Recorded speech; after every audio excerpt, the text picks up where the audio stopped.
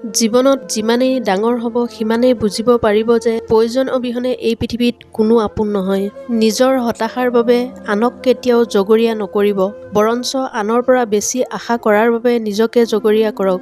বৰ্তমান সমাজখনেই এনেকুৱা, সৎ মানুহবোৰ অৱহেলিত আৰু অসৎ মানুহবোৰ সন্মানিত। যি ব্যক্তিয়ে আপোনাৰ ওচৰত আনৰ সমালোচনা কৰে তেওঁক আপুনি কেতিয়াও বিশ্বাস নকৰিব, কাৰণ সেইজনে আকৌ আনৰ ওচৰত আপোনাৰ সমালোচনা কৰিব। হয়তো মানুহে অতীত পৰিৱৰ্তন কৰিব নোৱাৰিব পাৰে, কিন্তু ভৱিষ্যতক সুন্দৰভাৱে সজাই তুলিব পাৰে। কেতিয়াও সৰু কাম কৰিবলৈ লাজ নকৰিব, কাৰণ মানুহে এই সৰু কামবোৰ নকৰাৰ বাবেই বহু ডাঙৰ কোনো কাম কৰিব নোৱাৰা হয়।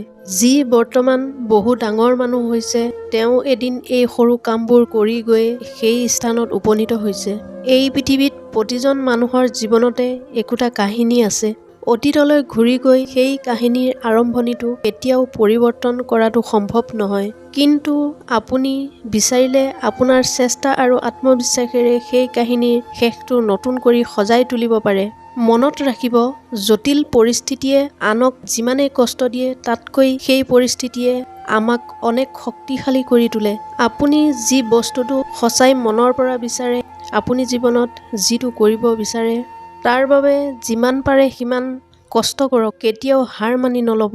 এইটো নিশ্চিত, এই সমাজে হয়তো আৰম্ভণিতে আমাক সহযোগিতা নকৰিব পাৰে, সংগ নিদিব পাৰে, কিন্তু শেষত এদিন আপোনাক এই সমাজখনেই প্ৰশংসা কৰিবলৈ নাপাহৰে।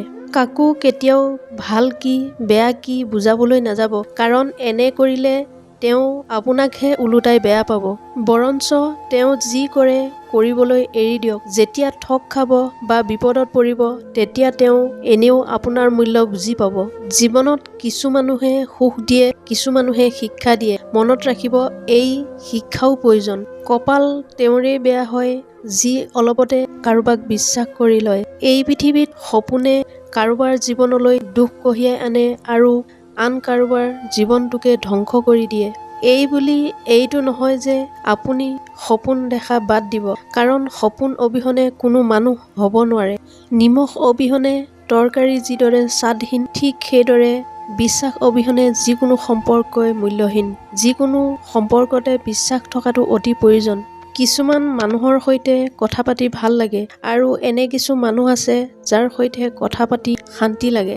যাৰ সৈতে কথা পাতিলে শান্তি লাগে সেই মানুহজনেই স্পেচিয়েল। ঈশ্বৰে যদি আন্ধাৰৰ পিছত পোহৰ দিব পাৰে, তেন্তে তেওঁ আপোনাৰ দুখৰ পিছতো সুখৰ দিন আনিব পাৰিব। বন্ধুসকল, ভিডিঅ'টো ভাল লাগিলে মোৰ চেনেলটো ছাবস্ক্ৰাইব কৰিবলৈ নাপাহৰিব।